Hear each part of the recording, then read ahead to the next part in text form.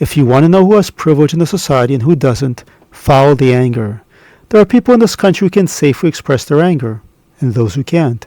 If you were angry that Trump won, your anger was socially acceptable. If you were angry that Biden took over, it wasn't. Not all anger is created equal. Some anger is privileged rage.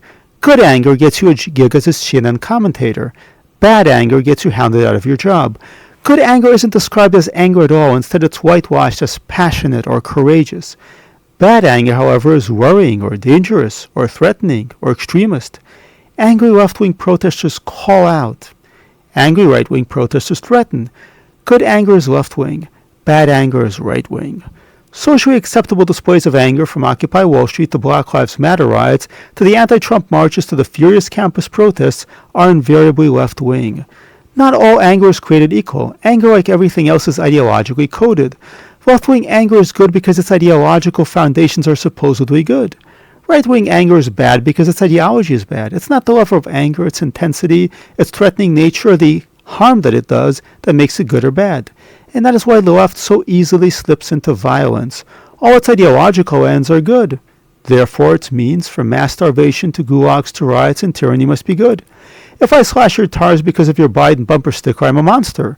But if you key my car because of my Trump bumper sticker, you're fighting racism and fascism. Your tactics might be in error, but your viewpoint certainly is not. There are no universal standards of behavior anymore. Civility, like everything else, is ideologically limited.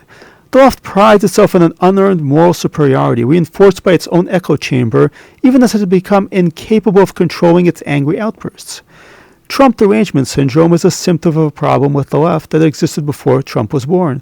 The left is an angry movement. It is animated by an outraged self-righteousness whose moral superiority doubles as dehumanization, and its machinery of culture glamorizes its anger. But monopolies of anger only work in totalitarian states. In a free society, both sides are expected to control their anger and find terms in which to debate and settle issues. The left, however, rejects civility and refuses to control its anger. That's considered tone policing. The only settlement it will accept is absolute power. If an election doesn't go its way, it will overturn the results.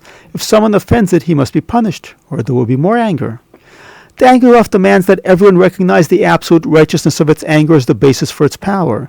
This anger privilege is often cast in terms of oppressed groups, but its anger isn't in defiance of oppression, but in pursuit of oppression.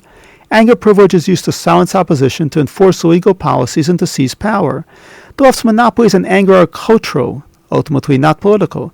The entertainment industry and the media can enforce anger privilege norms through public shaming, but their smears can't stop the consequences of the collapse of civility in public life, because there are no monopolies on emotion. When anger becomes the basis for political power, then the anger will never stop.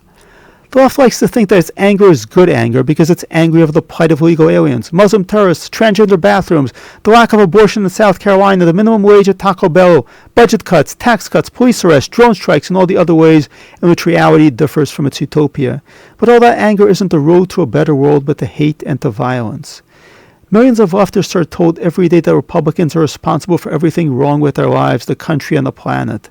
Despite everything they do, all the petitions they sign, the marches they attend, the donations, the angry letters, the social media rants, Republicans continue to exist and even be elected to public office.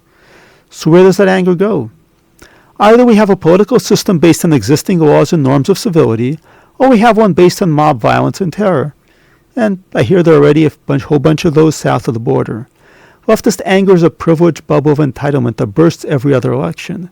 Its choice is to try to understand the rest of the country or to intimidate, censor, oppress, and eventually kill them.